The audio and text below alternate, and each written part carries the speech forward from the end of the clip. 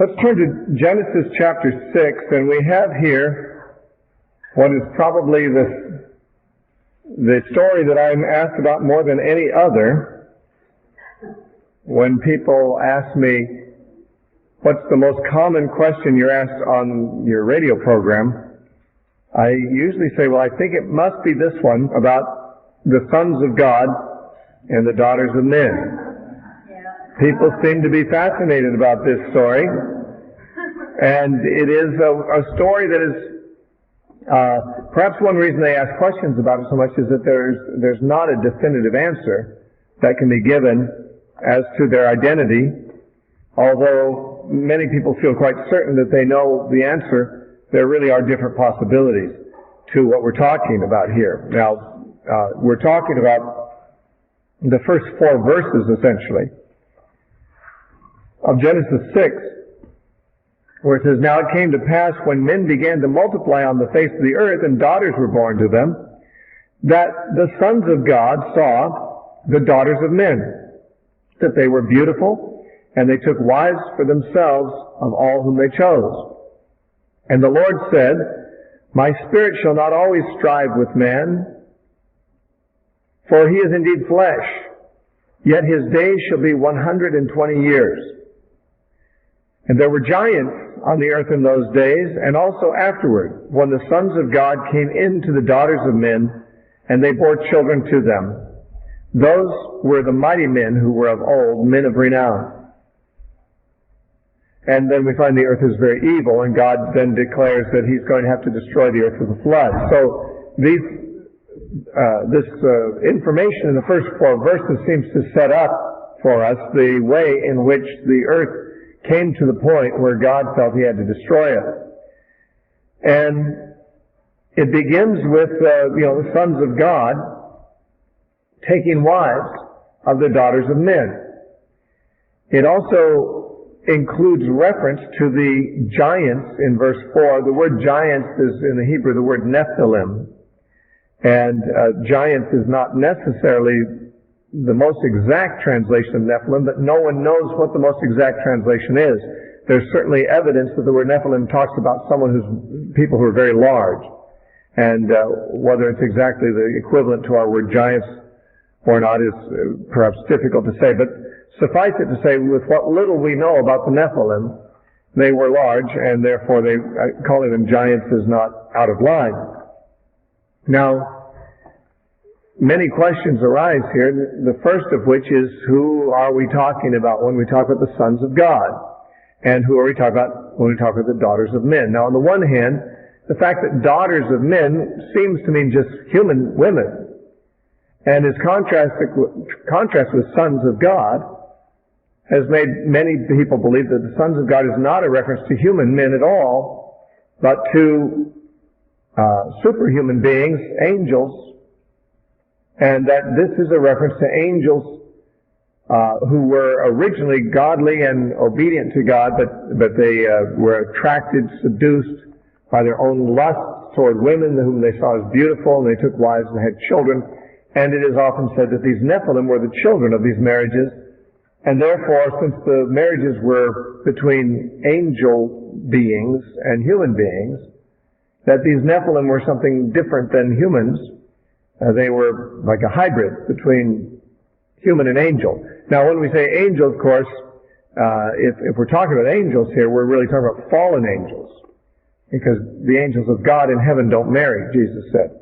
In Matthew, when the Sadducees asked about marriage in the resurrection, Jesus said, well, in the resurrection people don't marry because they're like the angels of God in heaven who don't marry. So the angels of God in heaven do not marry. So if these were angels and they got married, they were no longer angels of God in heaven. They would be angels who fell and came down and became corrupted. Now, corollaries of this sometimes suggest that the demons that Jesus contended with in people, and that we even encounter today, that the demons are the spirits either of these fallen angels or of the Nephilim after their death, that their spirits continue to be a problem to humanity, seeking to inhabit human bodies and so forth. this is mere speculation. The Bible doesn't give any evidence that this is the case. But this passage is, I guess, sufficiently mysterious that it has occasioned a lot of speculation, a lot of curiosity. And there are some teachers right now, popular teachers, you can get their teachings off the internet, who would spend a lot of time talking about the significance of the Nephilim and their relationship to the present age and so forth, and how it's like the days of Noah, and there's this demonic invasion of the human race and so forth. Well, I mean, all that could be true. But let me make one point, first of all, and that is that when Jesus said it would be as the days of Noah, he did not mean that the days of his coming would be in all respects like the days of Noah. Jesus singled out exactly what he had in mind when he wanted to make the comparison. We could take a look at it, if you like. It's in Matthew chapter 24.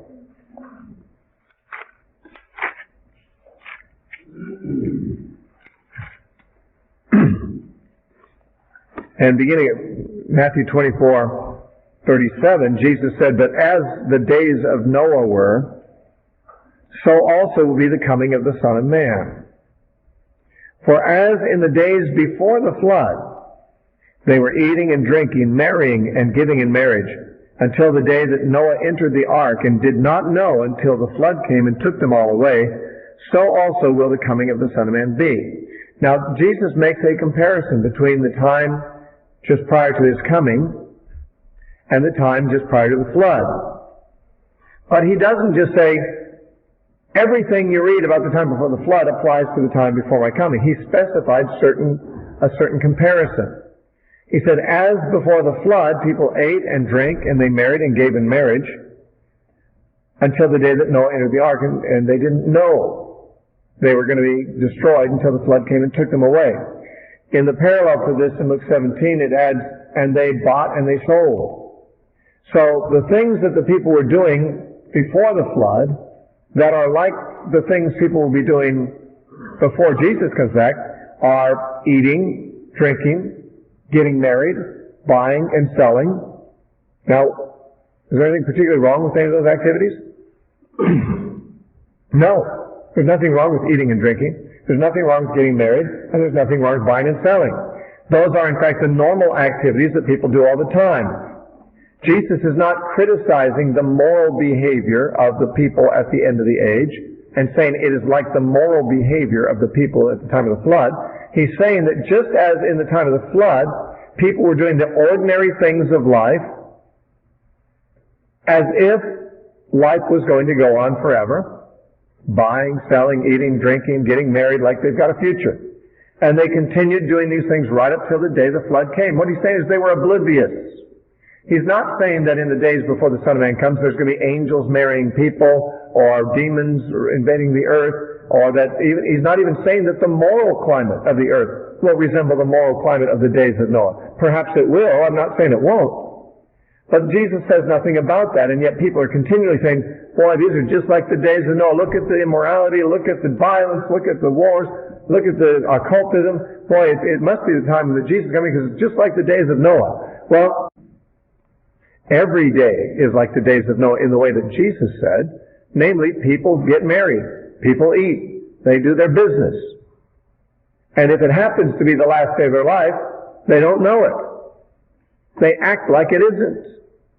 And the only point Jesus is making, comparing the days of Noah with the days of his coming, is that just like the flood caught these people entirely by surprise, so when Jesus comes, it'll catch people entirely by surprise. They will have woken up that morning and gone about their business, and maybe even gone to their own wedding that day, as if this wasn't the last day of their lives, because they had no idea. But what all Jesus is saying is he's coming without warning to people who will be oblivious. He does not say that anything else about the days of before his coming will be like anything else in the days of Noah. Now, it might be that they will, and I'm not going to argue that we don't have terrible times that we're living in. I don't know if we're living in the days just before Jesus comes back. There may be yet years or centuries before he comes back, and conditions could be very different than they are now. They could get better. They could get worse, depending on what God does in the world.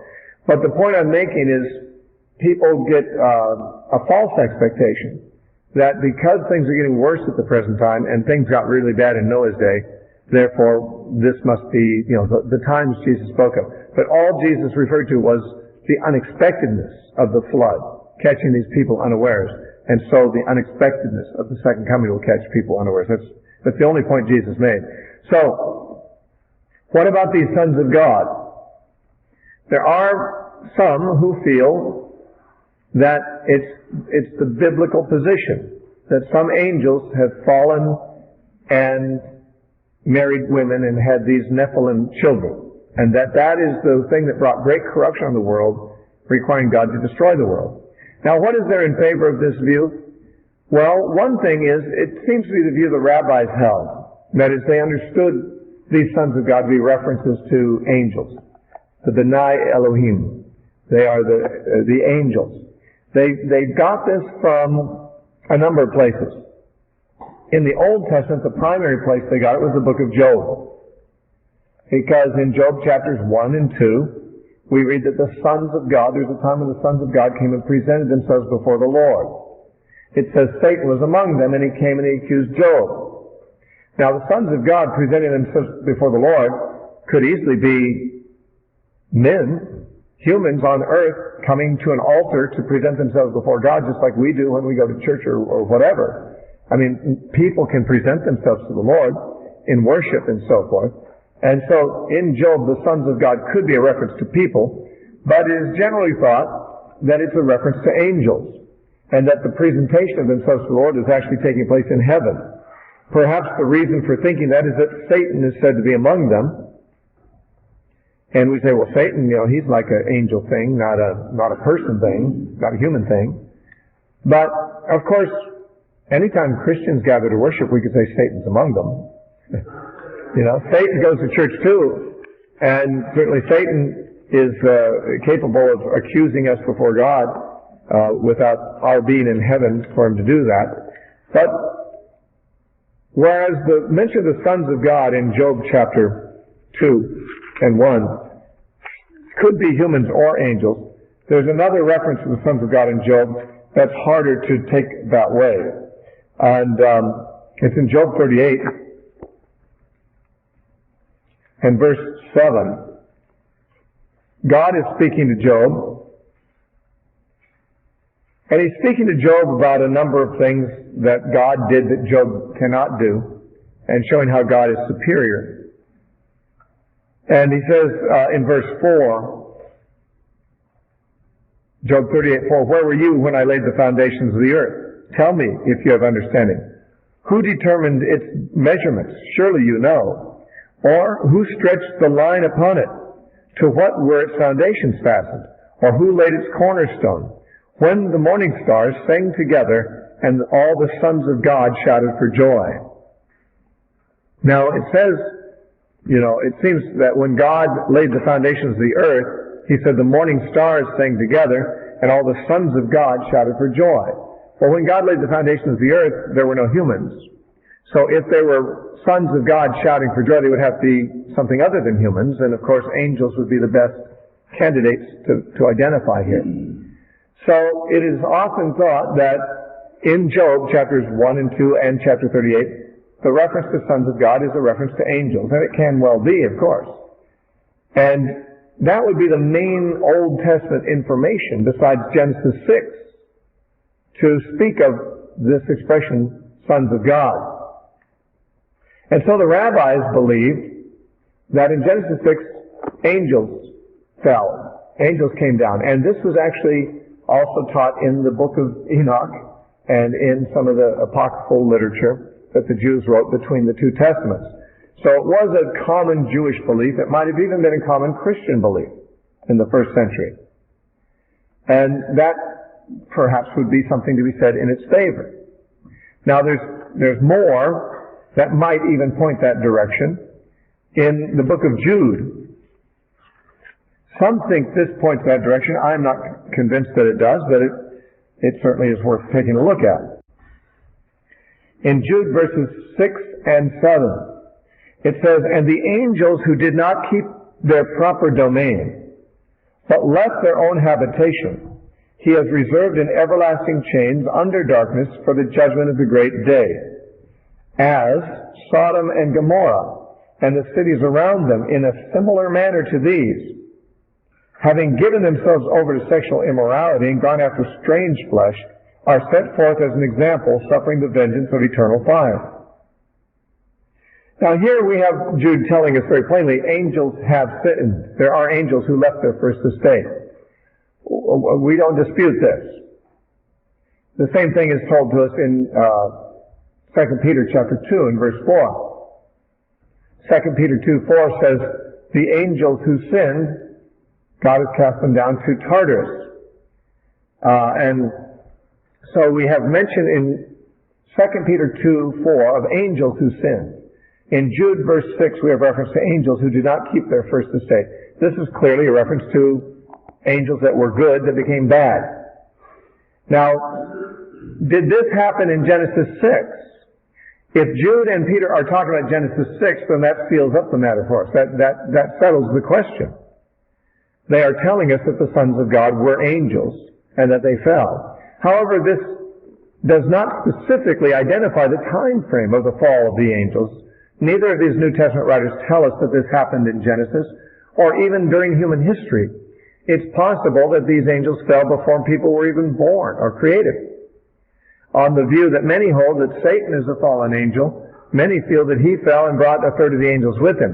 There's not much strong scriptural support for that scenario, but it is held widely, and some people believe that Satan fell at an earlier time than man's fall, clearly, since he was already a serpent when man was still innocent. So that Satan's fall would have been earlier than man's fall, and if that was true, the fall of these angels might well have been before that. Meaning that the mere mention in Jude and in 2 Peter of angels who fell or sinned does not confirm that the sons of God in Genesis 6 is a reference to angels, because it might be referring to a fall of angels that occurred at some other time. However, when Jude goes on in the next verse, in Jude 7, and says, after he's spoken about these angels who fell, and says in verse 7, as Sodom and Gomorrah, and the cities around them in similar manner to these. To what? To the angels who fell.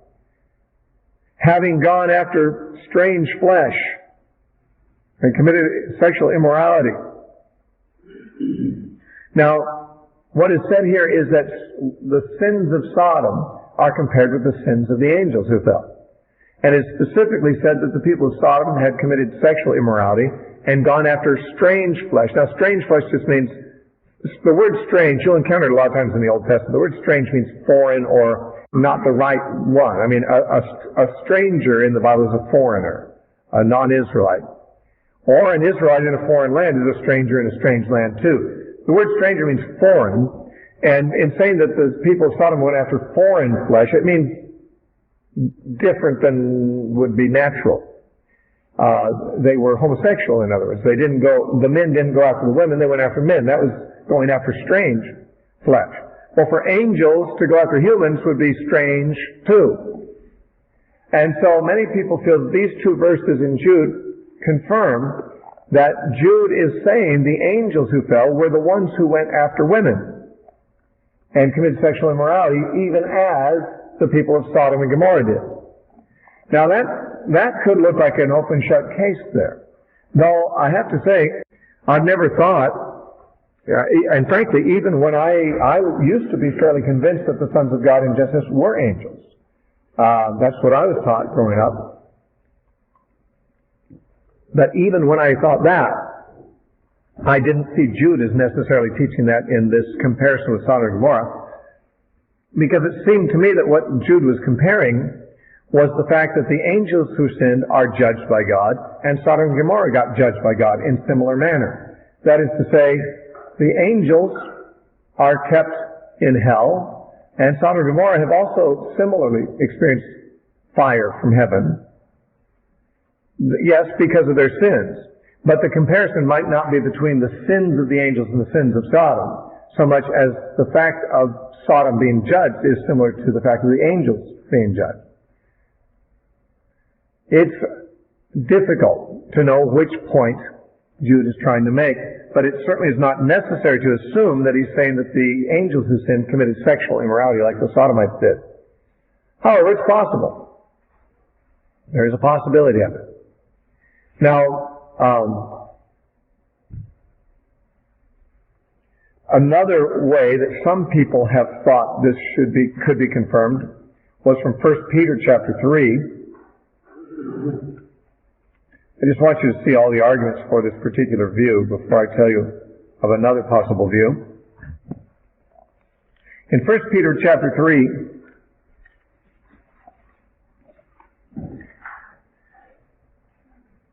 it says in verse 18 and following, "For Christ also suffered once for sins, the just for the unjust, that he might bring us to God, being put to death in the flesh, but made alive by the Spirit, by whom," that is by the Spirit, "he," also Christ, "went and preached to the spirits in prison." So through the Spirit, Jesus preached to the spirits in prison. Who were they? Well, Peter tells us who they were. "Who formerly were disobedient, when once the long-suffering of God waited in the days of Noah, while the ark was being prepared, in which a few, that is, 8 souls, were saved through water." Now, if you follow Peter's thought, he says that the spirits in prison, to whom Jesus preached by his Spirit, were the spirits which had been disobedient prior to the flood, and are now in prison, presumably in hell or whatever. If they're angels, spirits, then they're in Tartarus. That's their prison. And it says Jesus, through his Spirit, went and preached to them. Now, most people seem to think that this means that when Jesus died, during the days that he was dead before his resurrection, his Spirit went down to Hades or Tartarus or somewhere and preached to spirits down there. Now, there's a lot of people who think that Jesus went down there and preached to the souls of those who had died in the Old Testament.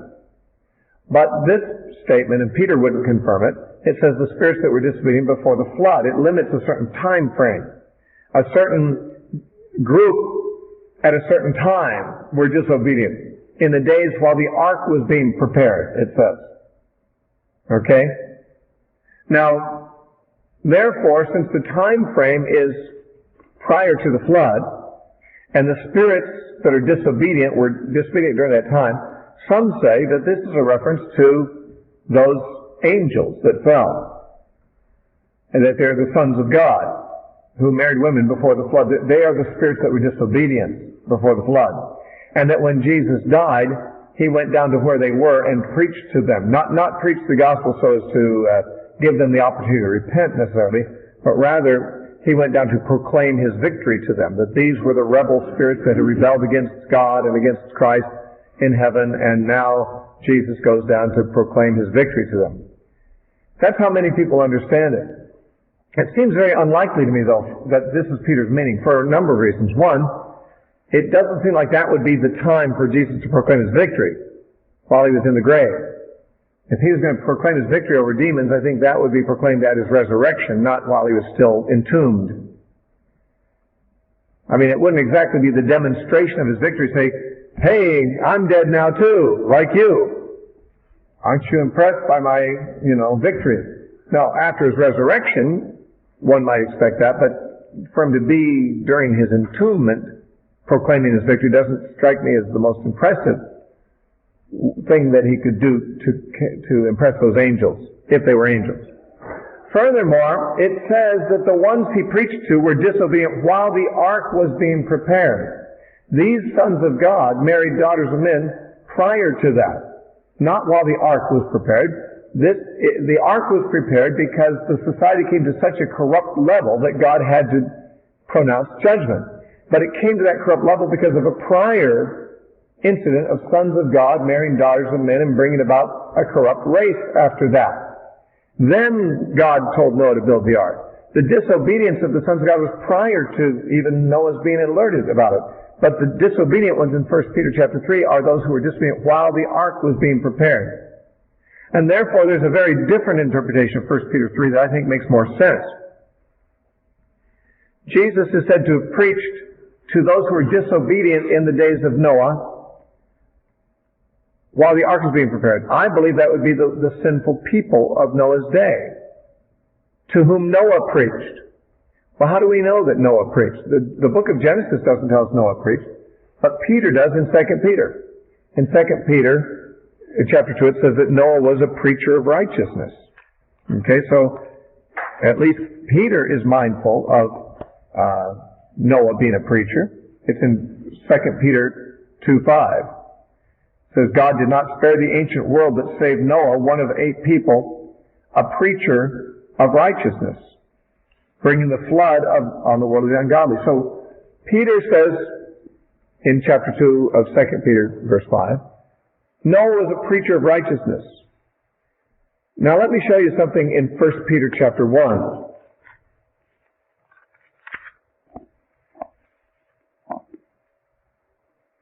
1 Peter chapter 1, verses 10 and 11. It says, of this salvation, he means our salvation, the prophets, he means the Old Testament prophets, have inquired and searched diligently, who prophesied of the grace that would come to you. Now he's referring to the Old Testament prophets predicting the coming of Christ and of the salvation we would have. He says, speaking of the prophets, that they were searching what manner of time the Spirit of Christ who was in them was indicated when he testified beforehand the sufferings of Christ and the glories that would follow. Now, what I want you to see about Peter here is he refers to the testimony of the Spirit through the prophets in the Old Testament as the Spirit of Christ. As far as Peter is concerned, Christ was testifying through his Spirit, through the Old Testament prophets. It was the Spirit of Christ that indicated these things to them. Now, what if Peter was thinking of Noah as a preacher preaching in the Spirit too? Would that be through the Spirit of Christ also, as far as Peter's concerned? If Peter believed that the Spirit in the Old Testament prophets that spoke through them was the Spirit of Christ, and he believed that Noah, also an Old Testament character, was a preacher of righteousness, would he not suggest that that was also the Spirit of Christ speaking through Noah? And then when we come to 1 Peter 3, and he says that Christ through his Spirit preached to the disobedient ones in the days of Noah, would it not be likely that Peter means that through Noah's preaching, the Spirit of Christ confronted those who were disobedient while the ark was being prepared? While Noah was building the ark, he was also preaching to the wicked. They who are now dead and their spirits are now in prison, but at the time were living humans. Peter could say Jesus, through his Spirit, preached to those who are spirits now in prison. But they weren't spirits in prison when they were preached to. That's what they are now. He preached to the spirits in prison. We could imply those now in prison, those who are now in Hades. But they were disobedient at an earlier time, before they were spirits in prison, back when they were in the days of Noah, while the ark was being prepared. That's when they were preached to. In other words, Peter almost certainly is not talking about the angels here, and more reasonably is talking about people being preached to. And therefore, it would not appear that 1 Peter chapter 3 and verse 20 provides any support for the idea that the sons of God in Genesis are angels. Now, you might think that I've got some kind of a axe to grind about this. I actually don't. I don't care if they're angels or not. Doesn't make any difference to me. It's the ancient history we're talking about. But I do have a problem with the idea that the sons of God in Genesis 6 were angels, for the simple reason I don't know how that works theologically or biologically, either way. Theologically, we have the problem, of course, of Jesus saying that the angels of God do not marry and are not given in marriage. Now, although someone can say, well, these angels ceased to be angels of God, and therefore what Jesus said does not apply to them. Well,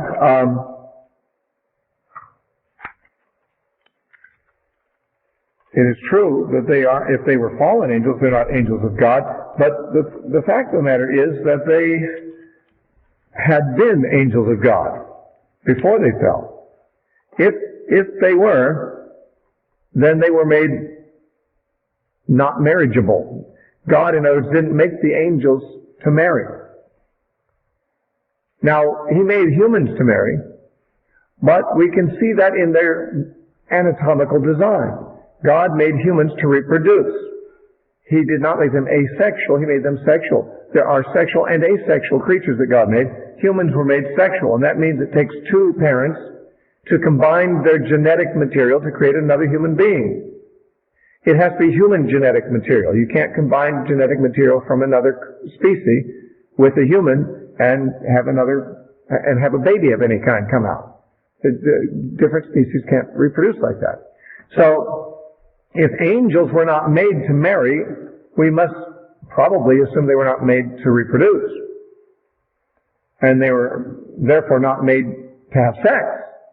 And therefore they were not made with sexual organs. Now, I don't know this to be true, but I can't imagine anything else being true in view of the fact that God didn't make them for marriage. Why would He make them sexual? Did He want them just to be frustrated angels? You know?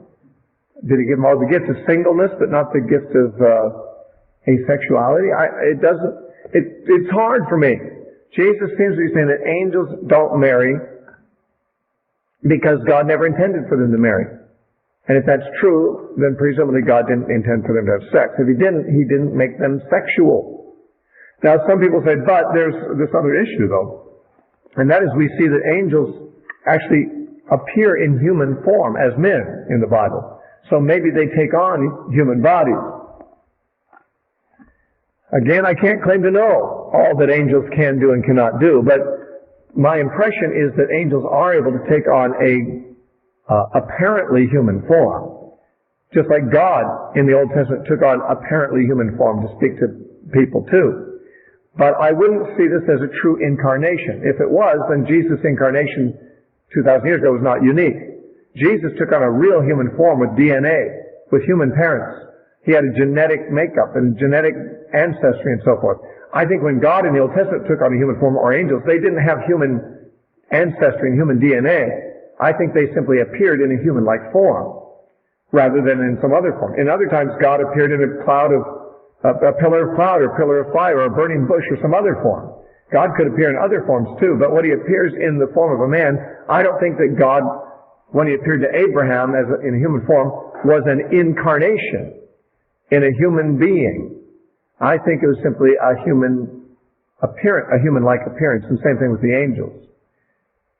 Now, when you think about what we know about genetics today, how would the angels, who are spirits, they're not physical beings, they're spirits, how could they, if given the opportunity to materialize with all the complexities of human genetics and so forth? I mean, maybe they could.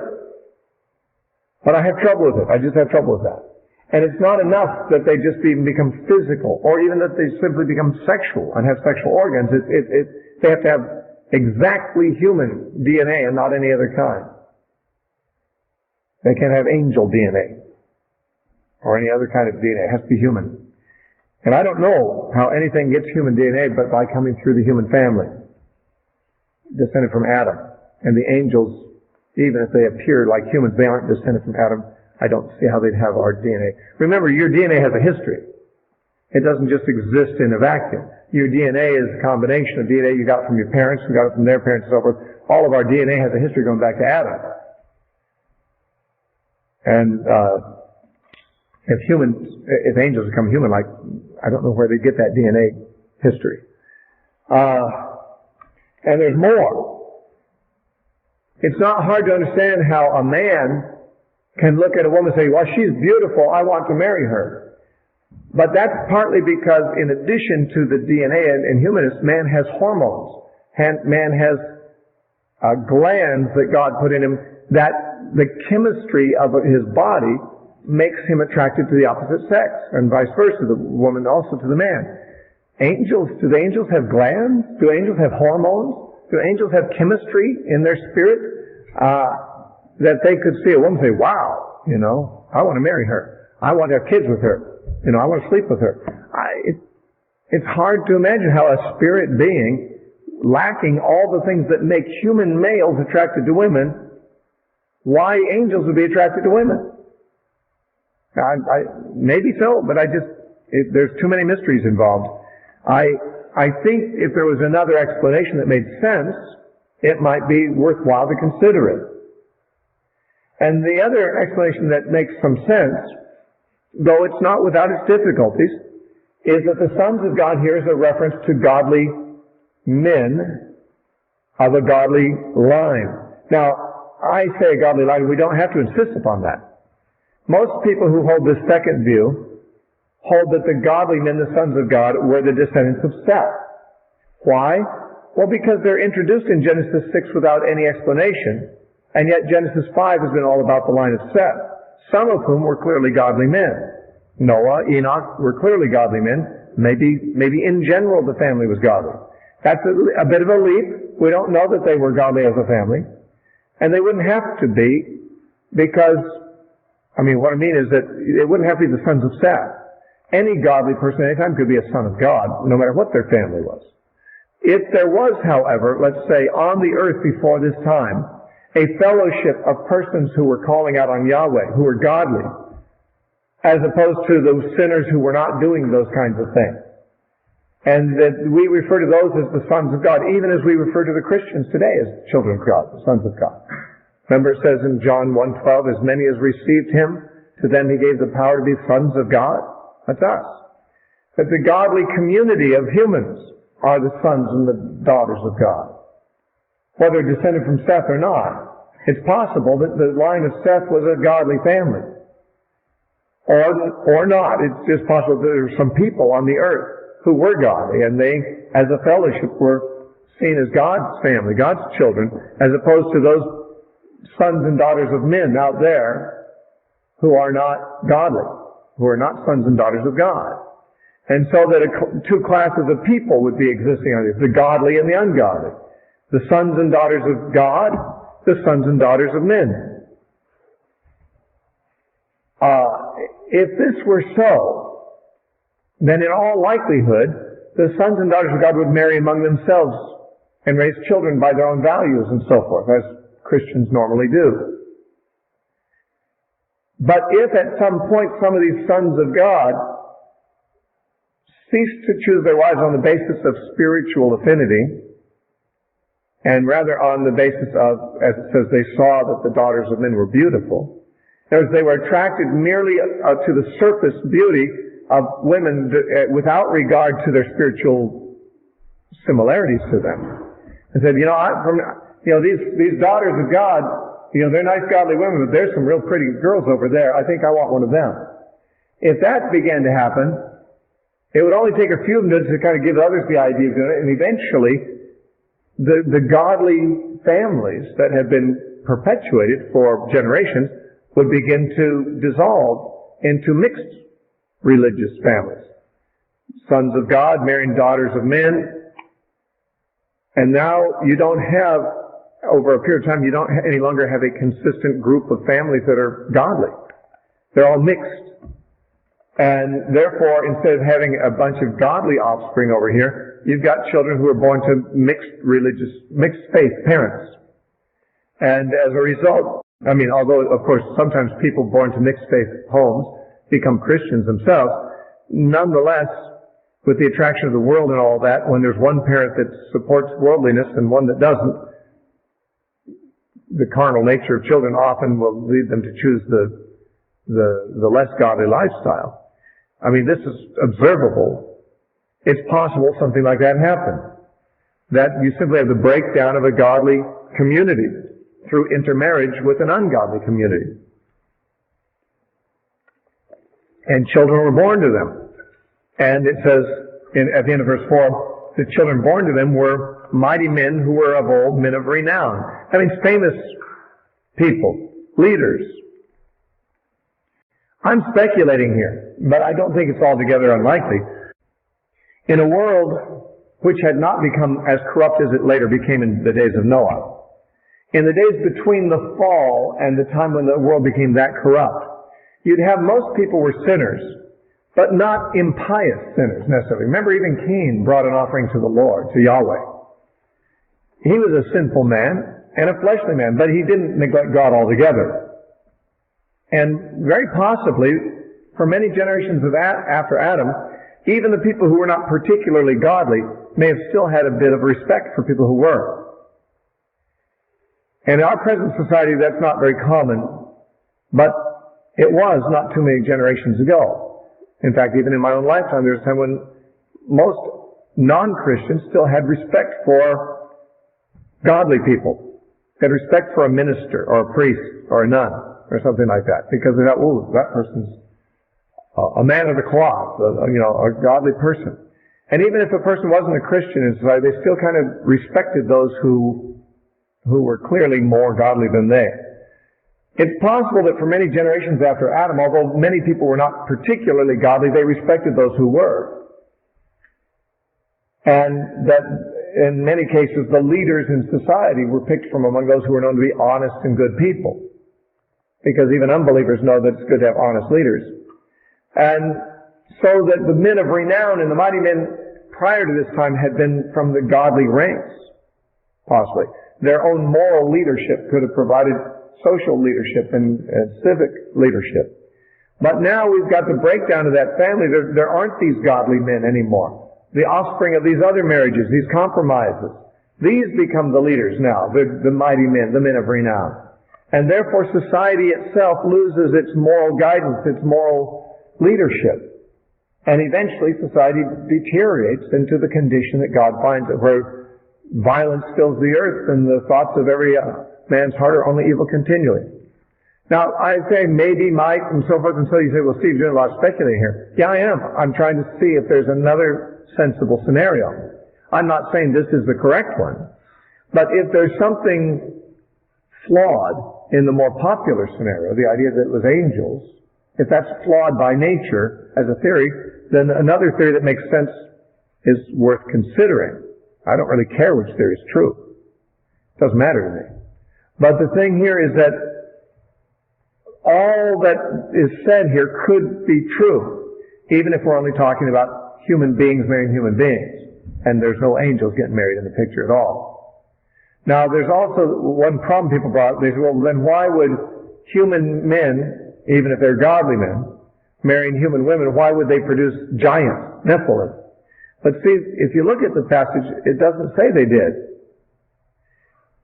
They might have, but the way it's worded, it sounds like it might be saying they didn't.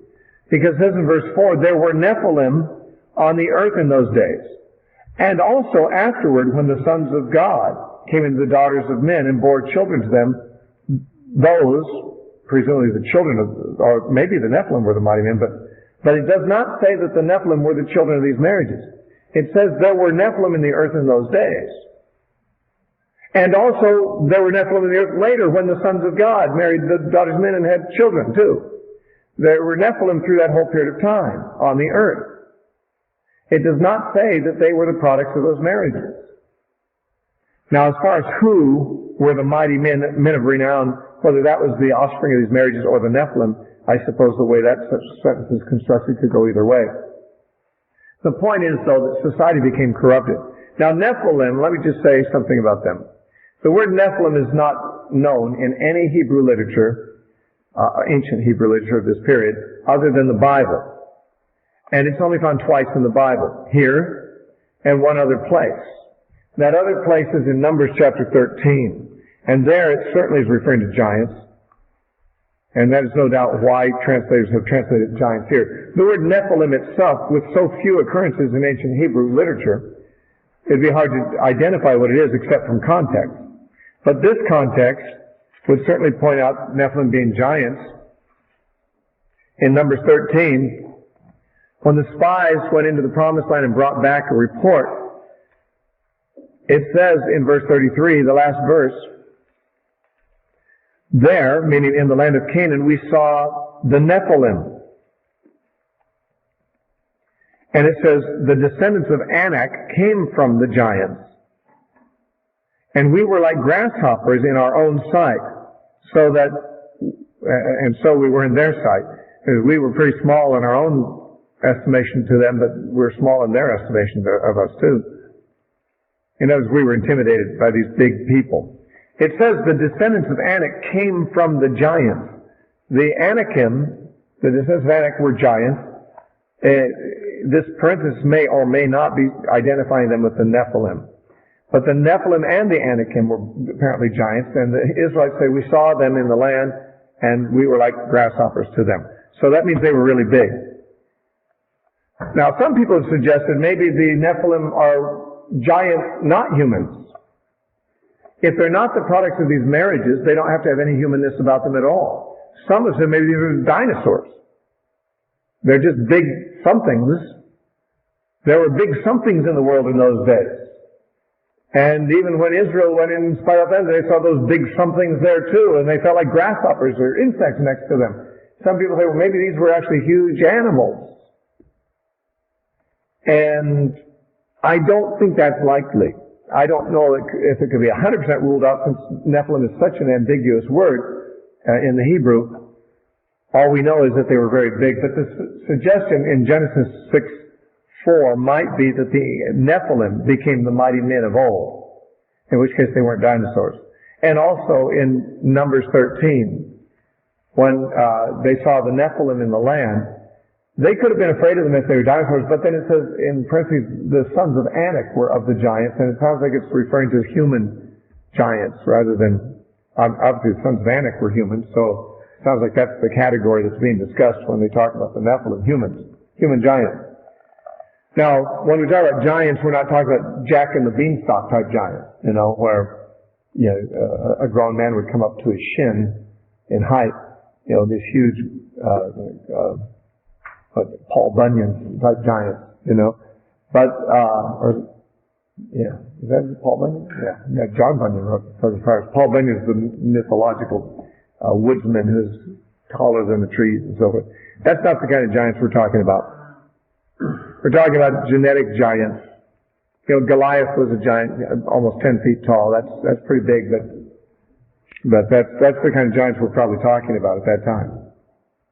Now, I have not really settled the matter whether we're talking about angels as sons of God or godly men as sons of God, but it does seem to me that the suggestion they were men is reasonable, and that the suggestion they were angels is difficult, creates difficulties. In my mind, one view has more difficulties than the other. The one that has the most difficulties is the one most widely held, which is that they were angels. But it could be true.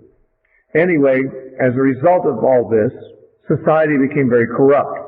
And its description is in verse 5. The Lord saw that the wickedness of man was great in the earth, and that every intent of the thoughts of his heart was only evil continually. And the Lord was sorry that he had made man on the earth, and he was grieved in his heart. So the Lord said, I will destroy man, whom I have created from the face of the earth, both man and beast, creeping thing and birds of the air, for I am sorry that I've made them. But Noah found grace in the eyes of the Lord. And thus we have the beginning of Noah's story. Now this description of God's reaction to the wickedness on the earth, there's a number of things to say. One of them is that earlier he had made this point in verse 3, where he said, my spirit will not always strive with man, or will not strive with man forever, for he is indeed flesh. Yeah, we see God in verse 3 already expressing his impatience with what is happening among men. And he says, yet his days shall be 120 years in verse 3. I might just say that many people have understood that last line to mean that God at this point reduced human longevity from the length it had been, which was almost 1,000 years, usually at least 900 years old, that men would now only live 120 years. But if that's what God meant, it doesn't seem to ever come true, because there never comes a time when that becomes a very average age of humans. Even after this, for many generations, 10 generations after the flood, men still live to be about 500 years old. So God did not at this point suddenly reduce human lifespans to 120. We read that almost everyone lived to be close to 500 years old after the flood. And even in Abraham's day, much later than this, Abraham lived to be 175. That's not 120. And his sons lived to be mostly over 120 also. Now, one could say, but most people died at 120 from this point on, but a few exceptional people you read about lived very long. Maybe, but there's another possibility, and that is when God says that man's days will be 120 years, he may be saying, this is how long I'm going to give man to repent before I send the flood.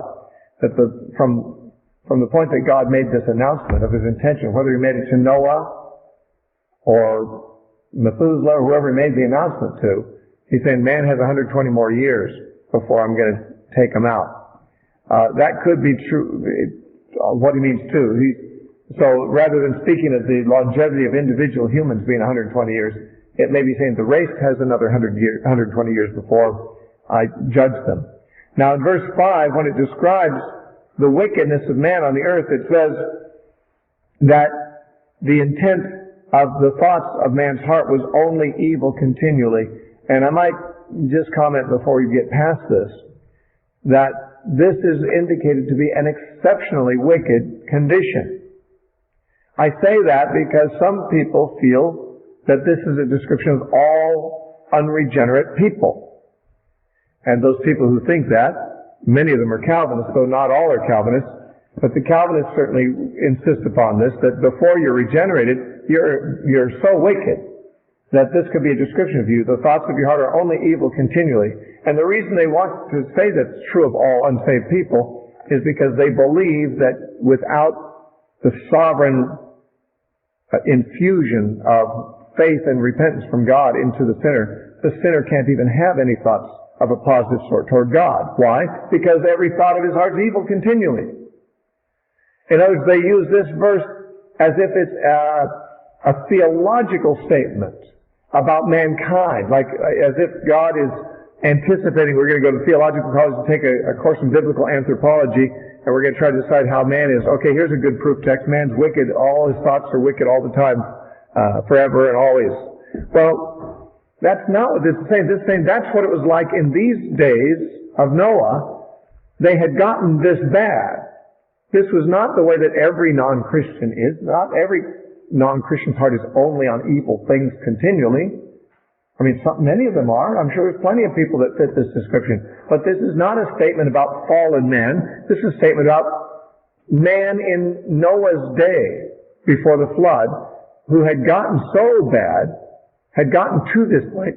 This meant that God couldn't even tolerate the human race any longer. He had to get rid of them. So don't let people use this verse to convince you that somehow this verse describes every unbeliever. You will find some unbelievers whose not every thought they have is always evil continually.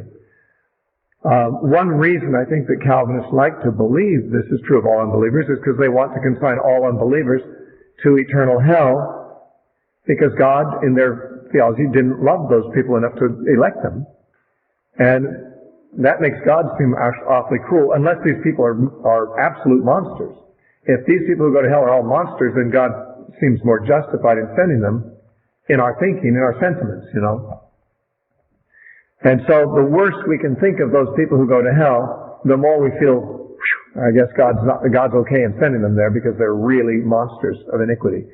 And there are certainly monsters of iniquity. The world has plenty of them. But not everyone that the Calvinist thinks is going to hell is that much of a monster of iniquity, not as much as they think. But they want this to be true. They want this to be true of everyone who's not one of us. Because if those people are going to be burning forever and ever, it's a horrible, horrible punishment. We better believe they are very horrible, horrible people. The more we can make them out to be horrible, the better we feel about their damnation. And so this is about the most horrible description of man you can find in the Bible. But it's not describing every non-Christian. It's not describing society at all times. It's describing society in Noah's day. To apply it beyond that would have to be done case by case. Now, when it says the Lord was sorry that He made man on the earth, He's grieved His heart, people say, what? Does this mean God didn't know the future? God didn't know man was going to go bad like this? Was God surprised? Well, in my opinion, this is more of an anthropomorphic statement, because the Bible often talks about God as if He was a man. He talks about Him being ignorant, like he says to Adam, where are you? When you're hiding in the garden. Later on in chapter 18, he says, he tells Abraham, I'm going to go, I've heard about how bad Sodom and Gomorrah are. I'm going to go down there and see if it's as bad as I've heard. And if it is, I'll know. That's what God says to Abraham in Genesis 18. God talks like He doesn't know, and is talked about sometimes as if He's a mere man. Why? I think it's so that we can relate with him, so that we will understand him, that have one who has emotions like ourselves. I believe he did. I believe he was grieved at his heart. I believe he was sorry. But I don't think he was sorry in the sense that he thought, boy, did I make a mistake. I should never have done this. I believe it's rather the case that God experienced sorrow because of what man was doing. But it's not like God's sorry that the whole project was a mistake, you know. Kind of sounds like it. The story's told in that anthropomorphic kind of way, but God certainly knew in advance that, well, I mean, if you believe in openness theology and that God didn't know the future, well, then you have to at least admit this, that God knew it could go this way. Even if God didn't know it would. God made people in such a way and provided the tempter and so forth and such a way that this couldn't have surprised him that this went this way. And so I don't believe this is trying to tell us that God suddenly was surprised to see how things had come and now had his regrets about the whole thing and wished he had never done it. It speaks kind of that way, but I have a feeling it's simply given us the impression that God was experiencing the kinds of emotions we would experience of regret and sorrow and grief because he was so upset with the way man was. And so he says he's going to destroy them. We'll talk more about that when we come back from break. He just states his determination in verse 7. It doesn't say who he said it to. It's possible that the words in verse 7 are spoken to Noah, or that it's a summary of what God said to Noah, which is recorded later on here. But we read of God having made this determination at this point, and then we're introduced to Noah and to how he would play a role in saving a remnant through this judgment that was going to have to come.